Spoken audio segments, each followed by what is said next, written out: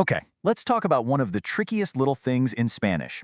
That random seeming that pops up before people's names. You've seen it, you've been confused by it, we've all been there. But guess what?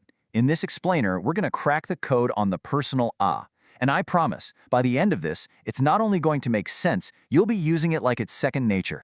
So let's just jump right in. On the screen you see I see the book, which is veo el libro. Simple, right? Makes perfect sense. But then look at I see Maria. Suddenly it's veo a Maria. So what's up with that? Why does Maria get that special little but the book doesn't? That's the mystery we're about to solve. And here it is, the key to the whole thing. The personal A is basically a grammatical sign of respect. That's it. Think of it like a little flag you put in your sentence that says, hey, I'm talking about a person here, not just some random object. So whenever a specific person is getting the action of your verb, you pop that A in front of them. If you can just remember this one idea, respect for the person, you'll get it right almost every single time. Okay, now that we have the golden rule, let's look at the non-negotiables. These are the situations where you absolutely, positively must use the personal a. Let's run through them. First up, specific, known people. You're visiting your mom? She's a specific person, so it's visito a mi madre.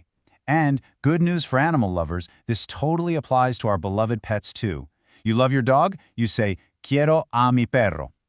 You also have to use it for pronouns that stand in for people, like quien, which means who, or nadie, for nobody. And finally, you even use it for groups of people when you treat them as a single entity, like your company laying off employees. Despide a 100 empleados. All right, so we know when to use it. But just as important for sounding natural is knowing when not to use it. Knowing when to leave it out is a real pro move. And here is the number one don't. The verb tener, to have. This is a hard and fast rule, folks. You never use the personal a with tener. So even though you have people in your life, like brothers or friends, you just say, tengo dos hermanos, not tengo a dos hermanos. Just burn that one into your memory. Tener, no a. Now this is a big one. It's all about being specific. If you just need any doctor, you'd say, necesito un médico. But if you're talking about your doctor, Dr. Smith, the one you always go to, then you need to be specific and say, necesito al médico. And don't let that al throw you off. It's just the words a and el squished together to make it flow better. It's a dead giveaway that we're talking about a specific dude. Seeing these examples side by side makes it crystal clear, doesn't it? You teach to the children. They're people, so you need the a. But you teach Spanish. That's a concept, a thing, no a. You admire Frida Kahlo, a specific person, so it's admiro a Frida Kahlo. But you admire art in general, an idea, so no a. See the pattern? It's all about people versus things. So, we've got the black and white rules down. But what about those tricky situations, the gray areas? This is where a lot of learners get stuck. But don't worry, I've got a super simple test for you that's going to make these situations a piece of cake. Okay, here it is, your secret weapon.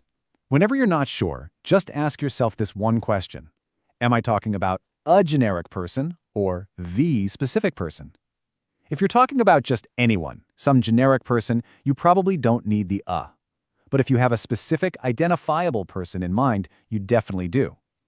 This one little question will solve so many of your doubts. And get this, sometimes that little a can completely change the meaning of your sentence. I mean, dramatically. Take a look. Quiero un empleado means I want to hire an employee. You know, you need to fill a position. Any qualified person will do.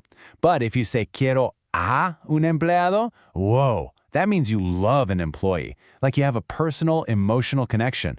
All that difference from one tiny letter. It's not just grammar, it's meaning. Okay, we've covered a lot of ground. The rules, the exceptions, the gray areas. So let's pull it all together into a handy little flowchart, a step-by-step tool you can use every single time you're stuck. All right, let's walk through it. It's super simple. Step 1, just figure out who or what is receiving the action in your sentence. Step 2, ask yourself, is it a person? If the answer is no, you're done. No a needed. Easy. If the answer is yes, you just move to the next step. Is it a specific person? If yes, you use the a, like veo a Maria. And if it's a generic person, then you leave it out, like necesito un doctor. That's all there is to it. And here is one last pro tip to really make this stick. It's a little mental trick. When you're speaking, and you're about to mention a person who's the direct object, just pause for a millisecond. In your head, say the ah before their name. Like I invite Pedro. If you practice that little mental insertion, pretty soon it'll become an automatic habit. Honestly, getting the personal A down is a total game changer. It's one of those little details that tells native speakers you've really put in the work. It makes you sound more natural, more fluent, and more grammatically aware. So keep these tips in mind, practice a little, and you'll be using it with total confidence. You've got this. Ánimo!